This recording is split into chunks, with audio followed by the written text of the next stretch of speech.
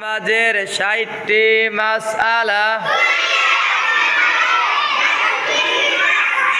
নামাজের প্রথম রাকাতে রুকুর আগে ১১টি মাসআলা। ১১টি মাসআলা। হাত উঠান সুন্নাত। হাত উঠান সুন্নাত। হাত উঠান সুন্নাত। তাকবীরে তাহরিমা আল্লাহু আকবার বলা ফরজ।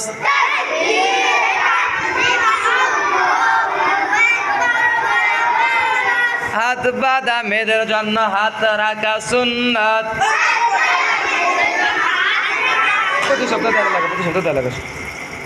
হাত বাঁধা মেয়েদের জন্য হাত রাখা সুন্নাত। টানা পড়া সুন্নাত।